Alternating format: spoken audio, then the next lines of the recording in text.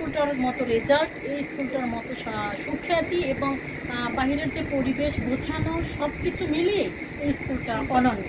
কারণ আমরা ধরে নিতে পারি যে অক্সফোর্ড কেজি স্কুল একটা অনন্য। সেক্ষেত্রে এই স্কুলের চেয়ারম্যান মহোদয় সবাইকে নিয়ে যে একটা জুনিয়র স্কুল করতে চাচ্ছেন এবং অলরেডি তার স্থাপনার অনুমতি পেয়েছেন। আমি পেপারসটা দেখেছিলাম, দেখে আমি আবেগপ্রুত হয়ে গেছিলাম যে এই স্কুলটা যদি এখন জুনিয়র স্কুল পায় তাহলে ভবিষ্যতে সে অবশ্যই সে এখান থেকে পরীক্ষা দেওয়াবে এবং সেই স্টুডেন্টগুলোকে আমি পাবো।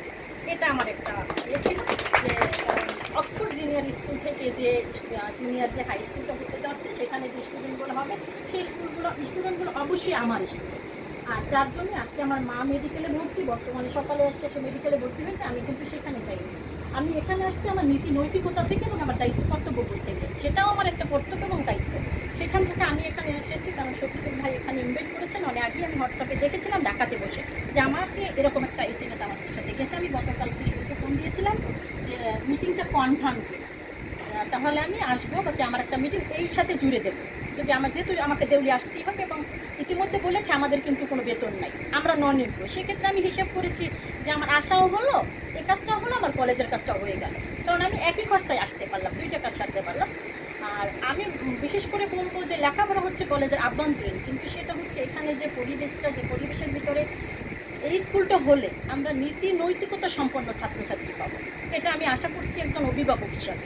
আর একজন প্রিন্সিপাল হিসাবে আমার কথা থাকবে যে এখানে আবাসিক, হ্যাঁ ফারুক স্যার খুব সুন্দর কথা বলছেন যে আবাসিক, কারণ আবাসিক হলে এই স্টুডেন্টগুলো আপনাদের নেতৃত্বে থাকবে, সেই স্টুডেন্টগুলো বাইরে ঘোরাফেরা করতে পারবে না। কারণ আমাদের মা বাবাকে যে 17 বছরে আমরা যার ভিতরে ছিলাম, তাতে আমাদের যে স্টুডেন্টগুলো এখন আসবে আপনাদের এখানে ভর্তি হবে, ওই স্টুডেন্টগুলো কিন্তু ওভাবে তারা বেরিয়ে আসে না। তারা এখানে ফোনে, যেমন আমার বাচ্চা 7 বছর, সে এখনও বলে জামু একটু ফোনটা দাও তো, একটু ফোনটা দাও তো, কিন্তু এই বাচ্চাটা যদি একটা আবাসিকে রাখা হয় কিন্তু ফোনটা পাবে না, তাহলে ফোনের মাধ্যমে একটা এডিক্টে সেটাও হবে না। এবং পাশাপাশি শিক্ষকদের এবং ছাত্রছাত্রীদের একটা সৌহার্দ্যপূর্ণ সম্পর্ক হবে, সেটা আমি আশা করি। এবং আমি কী করবো আমার অভিজ্ঞতা থেকে যে ছাত্রছাত্রীদের এটা 100% ভূমিকা পালন করবে। আমি ইতিমধ্যে আমার কলেজেও বলেছিলাম, কারণ আপনারা জানেন যে আমার কলেজে সেই রকম শিক্ষার্থী নেই, কাঙ্ক্ষিত শিক্ষার্থী আমি পাচ্ছি না। কেন পাচ্ছি না?